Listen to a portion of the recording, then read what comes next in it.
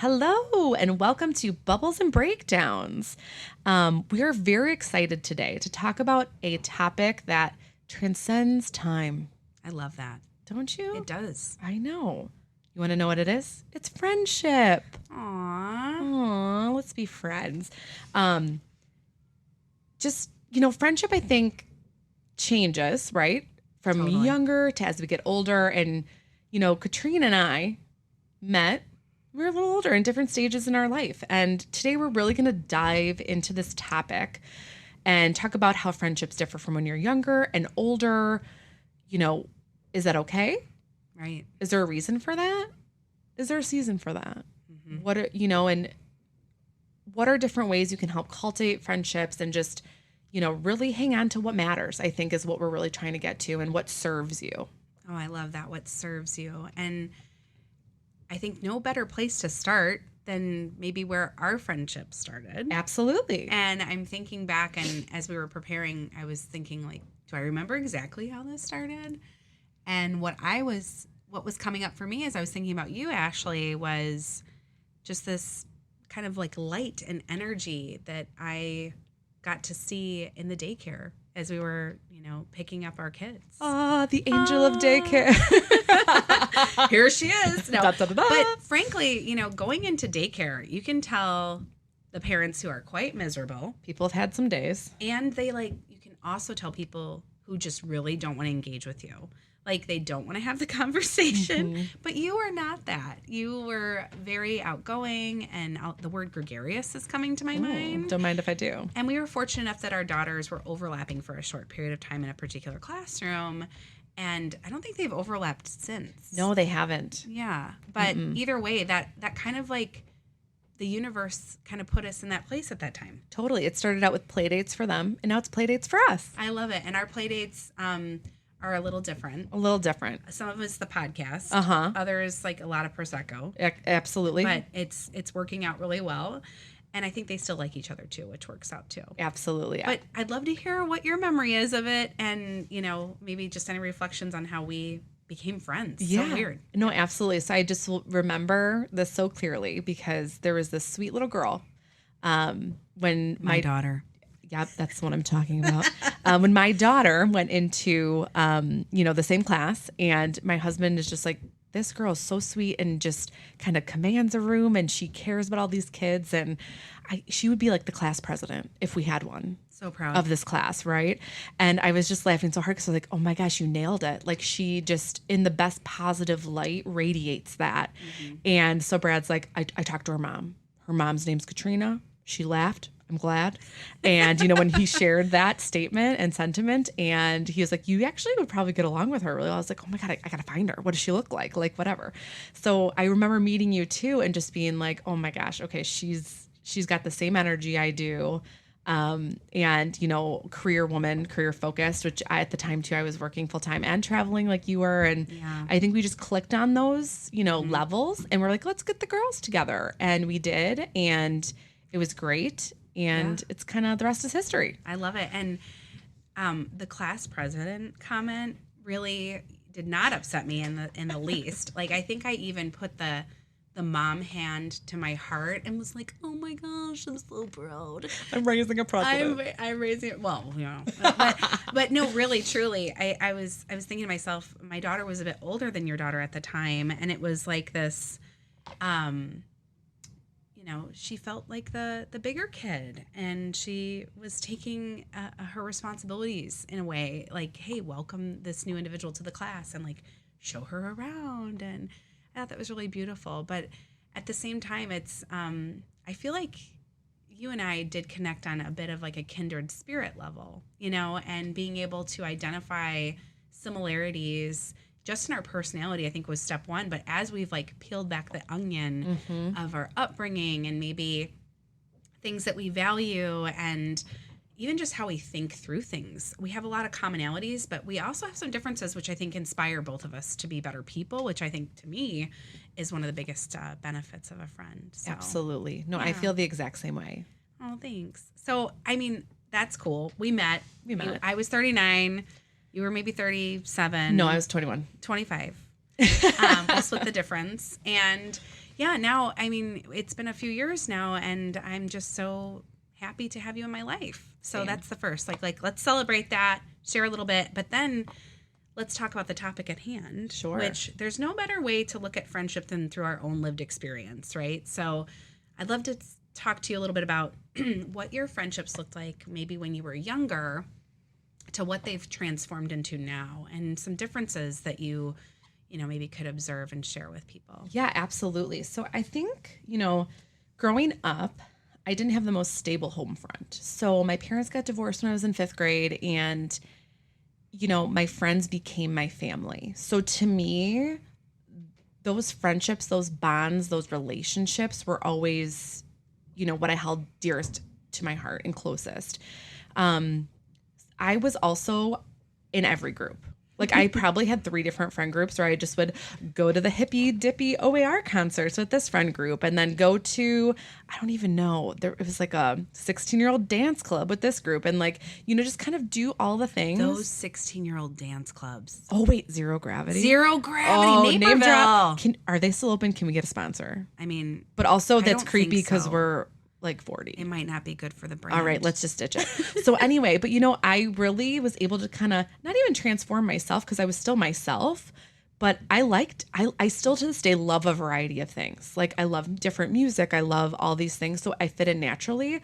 But for me, also kind of thinking back and reflecting, I'm a people pleaser. So I wanted to show up, and it didn't affect me as much. But I think as I grow and how that translates to now, I definitely have more quantity friends over that, or quality, sorry, over that quantity that I did when I was younger.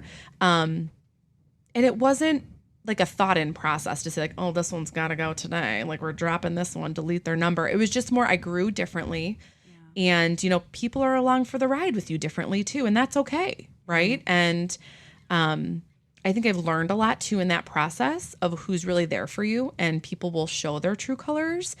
And I think it's also about being there for them, putting it in that stage too around, I've always felt this way. A friendship is a relationship. So it goes 2 ways. If you're out there giving and not getting, it's going to be hard to maintain that level of friendship.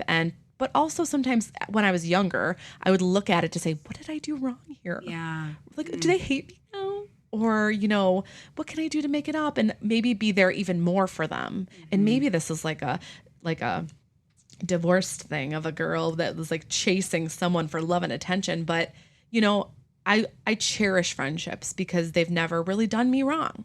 And that's something that I want to keep maintaining, and keeping together. So that's kind of how they've transformed and as I've become older. But what about you? I'd love to hear your experience and what that's been like. Yeah, I mean, first of all, I loved what you said about, people will show their true colors. And it reminds me of a quote that I truly try to live by, which is, I think it's from Maya Angelou. It's when people show you who they are, believe them. And a lot of people look at that as like, look for the bad in people and then believe them. But I also think it's about looking for the good in people and believing them. When they show up for you, when they do the unexpected, thing for you that warms your heart, makes you smile, shows that they care. I mean, believe them. They're there for you.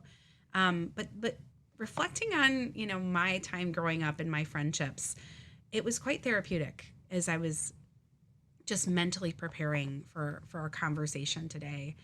And I look back at when I was growing up, I had 2 different friends, both with the same name, on either side of my street. And I just see you ping-ponging. Yes. It was like this little white-haired blondie running back and forth through the yards and on the bike. And I mean, my neighborhood was just like my playground. I could go on my bike. I could run around. There was a nice bike path, a park. It was just outside all the time.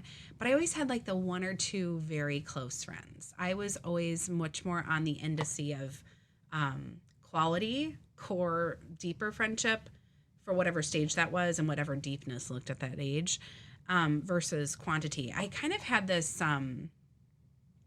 aversion to the idea of popularity. And I didn't like the idea of popularity. I never wanted to be popular. I definitely could mix in with different groups. I think we share that in that way. And I see that for myself, but it wasn't like I wasn't trying to be Miss Congeniality or like, have everybody like me. It wasn't my vibe. Why do you think that is? I always think back on this, and I kind of view myself as a little bit of like an activist at the core.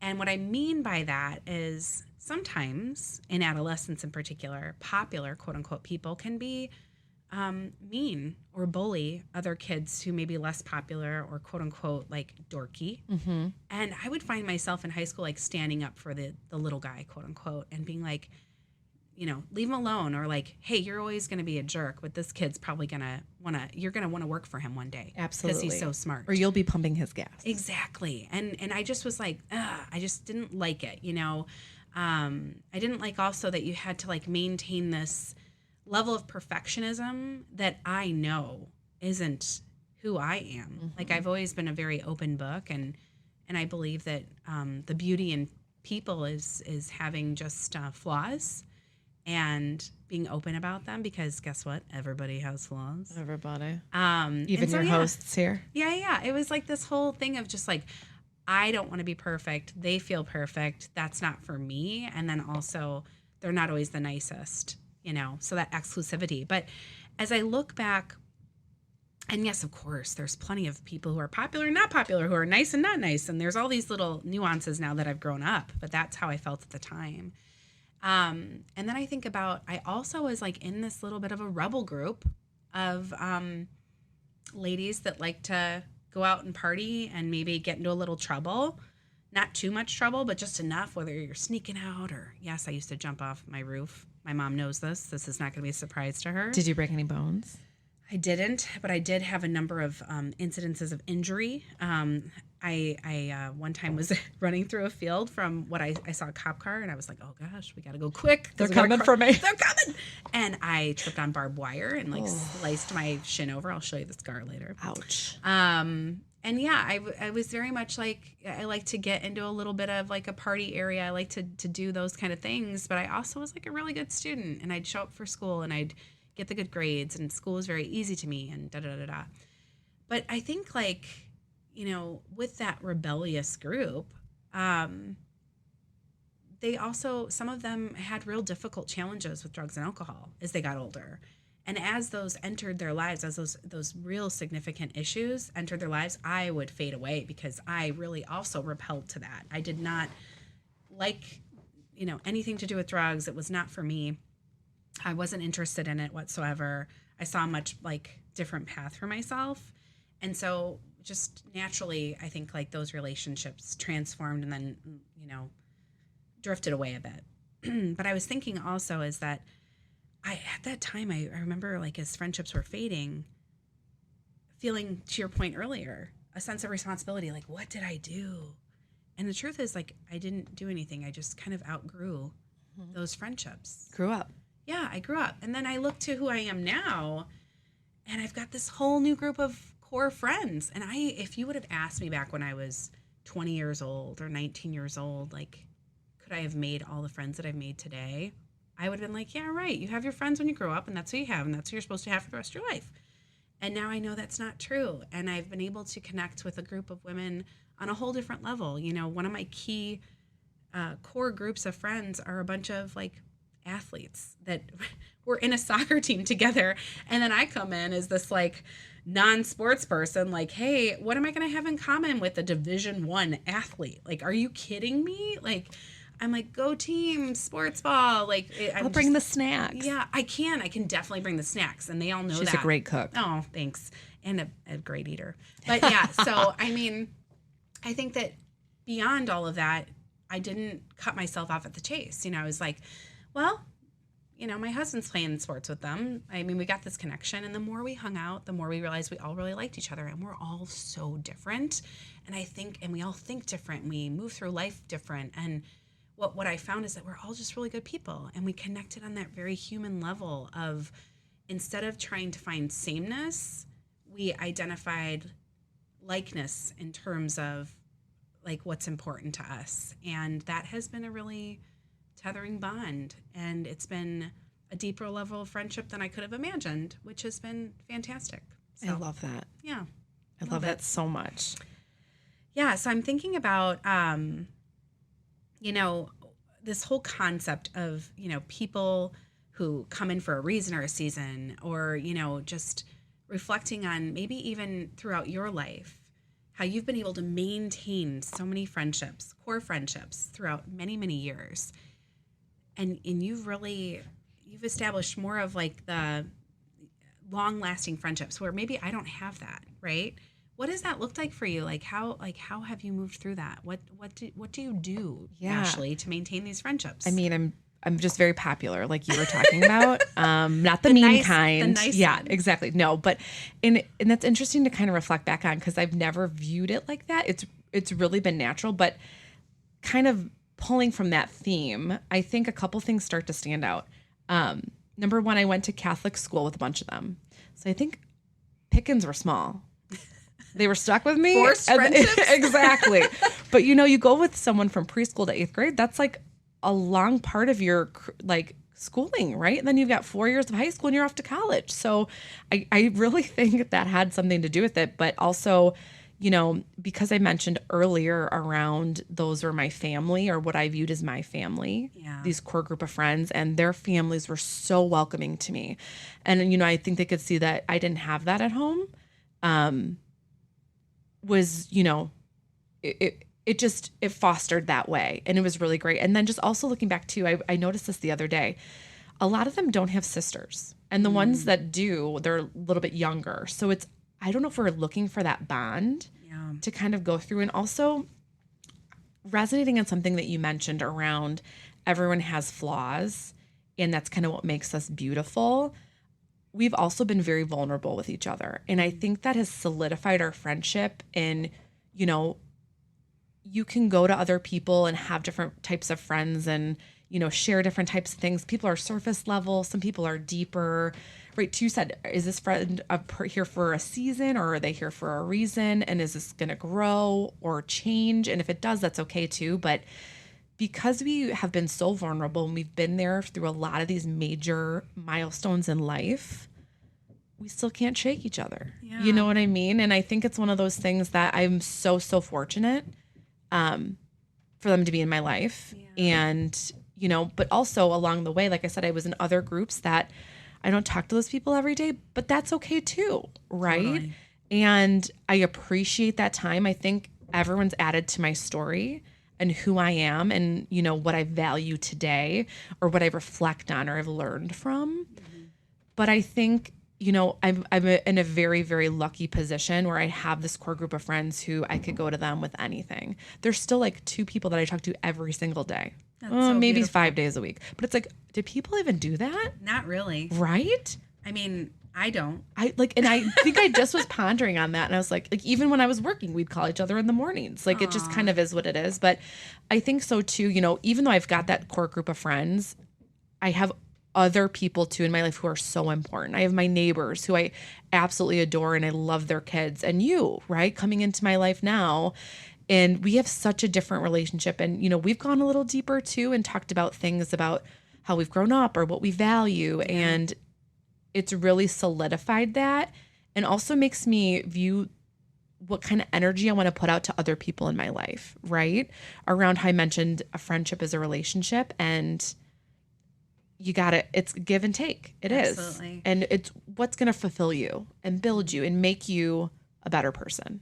I love that. There's so many great reflections in there. And what came up is that whole concept about people who are really for you, that are really cheering you on. And what resonated with me so much is that by sharing who we really are, if you're in a relationship with somebody, you can only maintain a facade for so long before Absolutely. You eventually have to pull the mask down and be like, hey, listen, I'm not who you thought I was. Da, da, da. And the earlier you do that, I think the better. And in your case, like, there's people that you grew up with, so they've seen the evolution of yourself, which is so wonderful.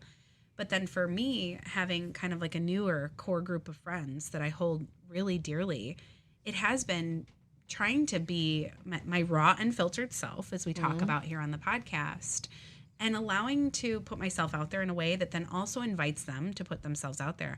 And I would be lying if I didn't say that I have tried to be vulnerable with people that maybe didn't want to be vulnerable. They aren't my close friends group, but they were more guarded. And to me, I was like, okay, they're not interested in that level of share, because I know fundamentally we as human beings all have those things, those idiosyncrasies, those not so pretty polished parts of ourselves that you don't see on the outside.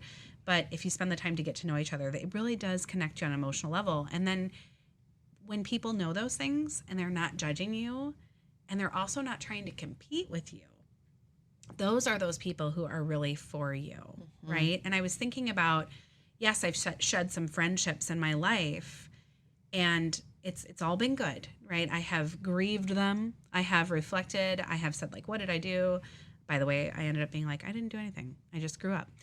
But I also had a really amazing experience last year when my father passed away, when a friend who I held near and dear to my heart all through high school showed up on my father's celebration of life, and with a card in hand.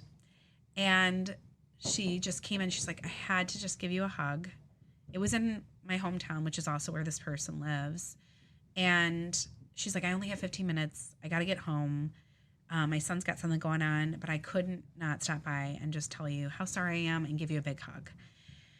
And that, I mean, that made such an imprint on my heart, because not only did it prove that when people show you who they are, believe them, that this is a wonderful human being, but also that I was worthy of that after so many years of not, being close with this person physically and spending time with this person, that they still cared about me. And that just it just helped me feel better about who I was, right? And so those people who really care about us, even though if they may not be with you, going out on the girls' nights or going on the weekend trips, they can pop back in at the most unexpected times. And you can pop back into their lives at the most unexpected times. Absolutely. When they need somebody. I love hearing that story, because I think it is so important to realize that also you can pop back in at any time. Anytime. Right? Like, it doesn't matter. Years can go by, time can go by, and people are understanding of that. Yes. I think is the more we grow and learn and realize, like, wow, being an adult is kind of hard. Like, okay, what do you mean? Yeah, can we open bubbles now? No, but right? I think that is one of those things that we think we know it all when we're young, right? Yes. And especially me, I was a very, very hard-headed teen, as you will. But I think to realize that, we're all just trying to do our best and trying to be good people and show up, like, those things also mean a lot to people. They totally do. And I think that the other important aspect is I've learned about this friendship and like the importance of it, and not just what it's meant to me to have a buddy or to have a group of friends where I feel seen and I can see them and we connect on a deeper level, is that there are studies now that prove the importance of friendships on our physical and mental health, right? And to me, it's like, it makes complete sense. Absolutely. I'll highlight just one article that really caught me as I was looking into this a bit. It was from Mayo Clinic, which is a very reputable research and hospital entity across the United States. And this particular study focused on the quality of our relationships and friendships over the quantity, kind of speaking to what we talked a little bit about earlier and those depths of those friendships. And what they came to the conclusion of, and we'll definitely share the link in the show notes for those who want to geek out on a little research like me, is that friends also play a big role in our overall health, and adults with strong social connections have a lower risk of many health problems. Some of these include depression, high blood pressure, and unhealthy weight gain. In fact, studies have found that older adults who have close friends and healthy social supports are likely to live longer than they do than their peers who may not have as many friends. Which I was like, okay, let's engage. Let's do this. And I thought about my grandma, Ashley. I was like, tell me about your grandma. Well, first of all, her nickname is Crazy Grandma, and it's because she was crazy awesome, not because she was literally crazy. Crazy awesome. And she's just like this spark plug. I don't know. She's just funny and witty and just tough as nails, a good cook and all the things.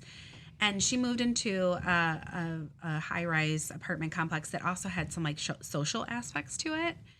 And, you know, she likes to be social. She was one of those, she was kind of like the connector within our family that kept up with everybody and would share the stuff about everybody.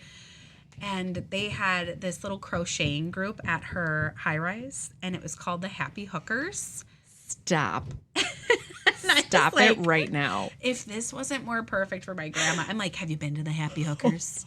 Like, have you brought your crochet needle and just gone to the Happy Hookers? Stop the presses. We're renaming the podcast The Happy Hookers because I've never been more happy to hear that name. I don't know if I can sign up for the second part of that, but you know, it might be frowned upon socially. But no, I mean, it and just to see that she had someone that she could engage with, you know, brought me peace and joy, because isolation isn't good for anybody. We're human beings. We're meant to be around other people. Absolutely. And I hate to like quote something from I saw on Grey's Anatomy because I'm rewatching all 20 seasons. It's like my bedtime solace. I just like put it on. So basically I'm not really rewatching them because I keep falling asleep. But there was this one episode with this lady who was dying and her niece and nephews kept showing up. This kept happening, I think, throughout the year. And the niece and nephews were just like, is she really going to die today? And they were kind of like put off. The doctors were like, how can you say that? Right.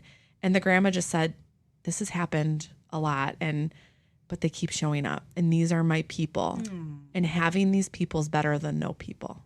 Yeah. And I think that's really important. Like having people in your lives is so important. And I could totally see this, you know, taking this research and kind of putting it on my experience, like during COVID, right? We talked about, there's been some not pretty things that came, a lot of not pretty things that came out of that. But I think just that isolation and fear in the beginning, people were depressed. And, you know, I was, to talk in my experience, pregnant at the time, and was didn't want to see people too. Cause to me, that was my greatest responsibility I've ever had, was to birth a healthy child. So if I didn't know what was going to happen, I'm okay playing it safe to, you know, whatever, to my own detriment though. Right. And I think it to just shed some of my experience on that study. I think it's true. Like keep your people there, keep them close, and do what works for you too, though. Right. Yeah. Like see your people. Yeah. And respecting where people are. I think I also experienced some division during that time in our friends groups. And it was sad to see, you know, I would say most of those relationships have recovered, not all.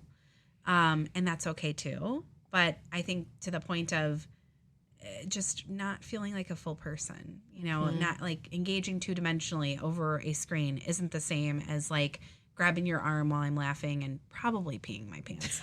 Like just throwing that out there. Like if I'm really laughing, it's going to happen. That's on Mama too. All the time. But no, I mean, so if we could like, I don't know, think back on everything we've talked about.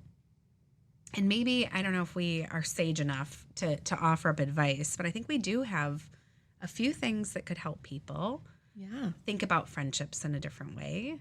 And I'll start with, you know, a word to the wise. If you're out there right now thinking, gosh, I wish I had deeper quality friendships or just even more friendships, that's okay. It starts with quantity sometimes. It's like the whole sales call funnel. You got to have 100 sales calls to get 20 presentations to get 2 people to sign.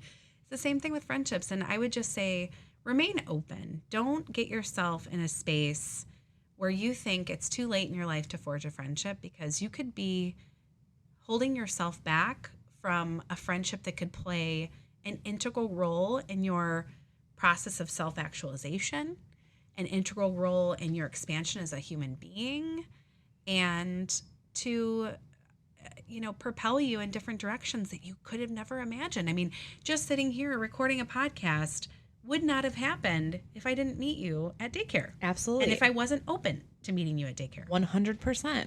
And I think to add on that too, if you think you're alone in feeling that, you're not. Yes. Right? There's probably at least 10, 20 people in your city, in your town, moms who've just moved, moms who just have kids, moms who've, you know, things have changed and different and they need someone in their lives. you're not alone, right? Look for those message boards, look for those activities, join sports ball Go teams, sports. and get involved. And not like you have to do a ton of time and commitment, but if you're searching for that, to have that connection outside of your home or, someone to lean on in a different way, people are looking for that too. Absolutely. I'm, as you're saying that, reflecting on this post that came up on my feed one time in a group I'm a part of for a mom's group. And it was a woman saying like, hey, does anyone want to just get out and go have a drink and an appetizer? I need to get out of the house and I just don't have a lot of people. I just moved here 3 months ago. And there was just a litany of people commenting and being like, hey, not tonight, but maybe tomorrow. And, oh, I'm up for it if you're still around.